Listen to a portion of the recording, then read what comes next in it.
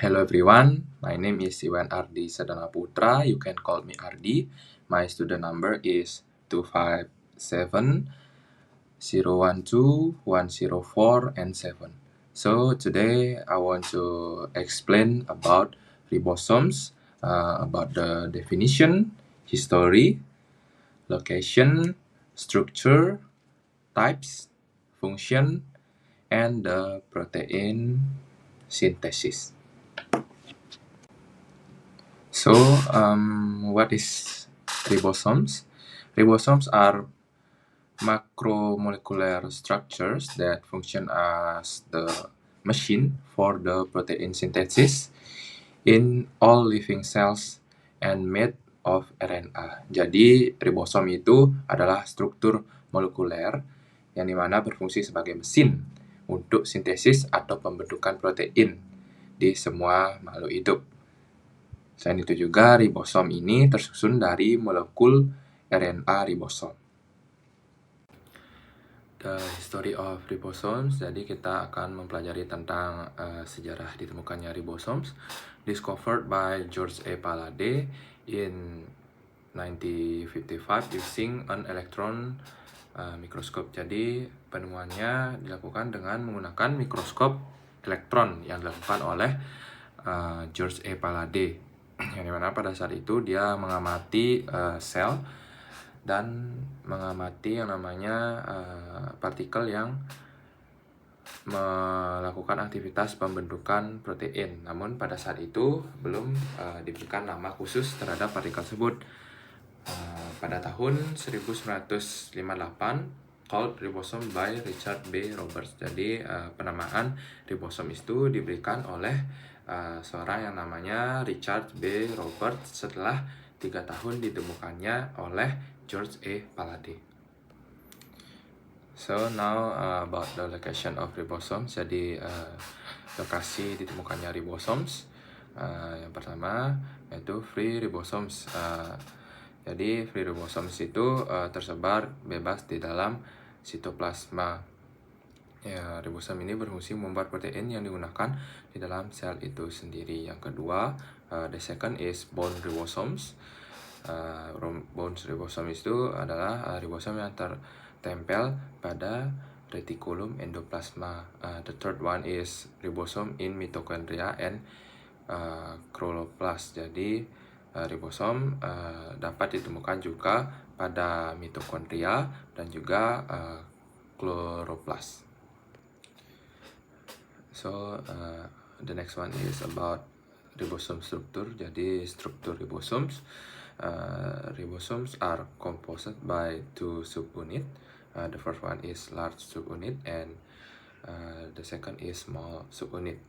The large subunit is responsible for forming peptide bonds between amino acid. It means it has catalytic activity during the protein system.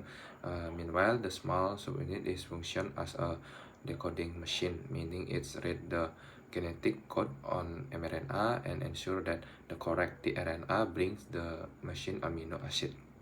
Jadi terbagi menjadi dua, yaitu subunit besar dan subunit kecil.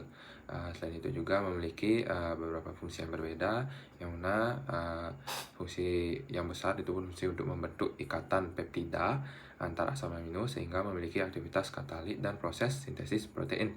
Yang kedua, itu subunit kecil berperan sebagai mesin penerjemah yang membaca kode genetik pada mRNA dan memastikan tRNA yang sesuai membawa asam amino yang benar. Next, about type of ribosomes. There are two types of ribosome. The first one is the smaller with 70S. This is the prokaryotic types. Ribosome are found in bacteria and archaea.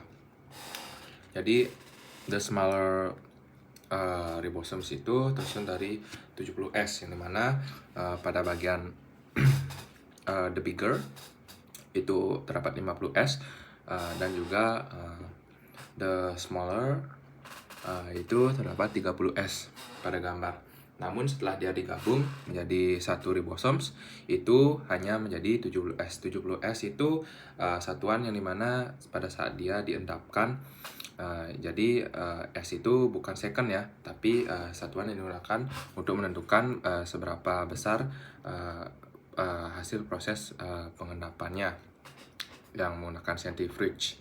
Lanjut, yang kedua ada the large, itu sebesar 80S, yaitu pada jenis eukariotik, are found in animal and plant cells as well as in organelles such as mitochondria, chloroplast, which is are plastoribosomes. Jadi ada yang kedua itu adalah the large. Selain pada animal dan juga plant, itu juga ditemukan pada tubuh kita, yaitu tubuh manusia. Dan terbagi menjadi dua juga. Jika terbagi, the bigger itu sebesar 60S dan the smaller-nya pada 40S. So next about function of ribosomes. There are three function of ribosomes. The first one is synthesis protein based on mRNA sequence.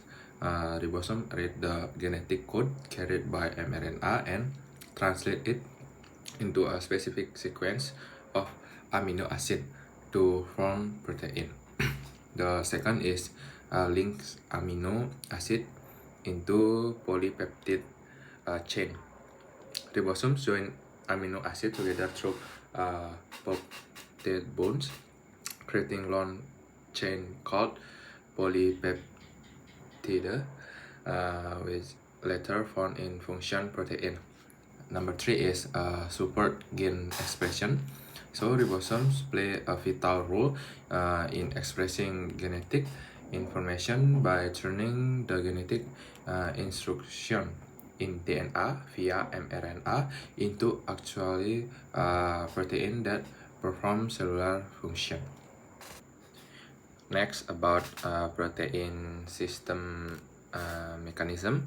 The first one is initiation that mRNA attached to the ribosomes. Jadi proses sintesis dimulai ketika molekul mRNA menempel pada ribosom, berfungsi sebagai cetakan yang membawa kode genetik dari DNA untuk mengarahkan pembentukan protein. The second one is elongation.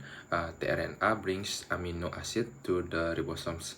Jadi pada tahap ini tRNA mengantarkan asam amino sesuai dengan urutan kodon pada mRNA ke ribosom, sehingga terbentuk rantai polipeptida yang semakin panjang. Oke, pada bagian ketiga yaitu termination. The polypeptide chain is released. Jadi ketika kodon stop tercapai, proses sintesis berakhir dan rantai polipeptida yang telah terbentuk dilepaskan dari ribosom untuk kemudian melipat menjadi protein fungsional. Jadi itulah tadi mekanisme sintesis protein yang terjadi pada ribosom. So the conclusion of the explanation about ribosome is ribosomes are essential organelles that function as the cell protein factories, translating genetic instruction from mRNA into functional protein. Their unique structure of rRNA and proteins allow precise coordination during protein synthesis, found in both prokaryotic and eukaryotic cells. Ribosomes illustrate the universality of life molecular machinery. By understanding their structure and function, we gain deeper insight into how cells work and how certain disease or antibiotic can affect them.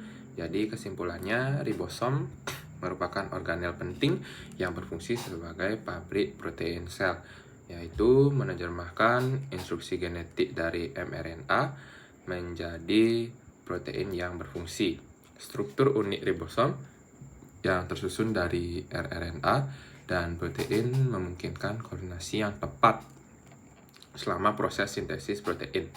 Ribosom ditemukan baik pada sel prokaryotik maupun eukaryotik yang menunjukkan bahwa mekanisme molekuler kehidupan bersifat universal. Dengan memahami struktur dan fungsinya, kita dapat memperoleh pemahaman yang lebih dalam tentang bagaimana sel bekerja serta bagaimana penyakit atau antibiotik tertentu dapat memengaruhi sel tersebut. So this is the reference that I use in the PPT slides. So that's all about my presentation. So thank you. Bye bye.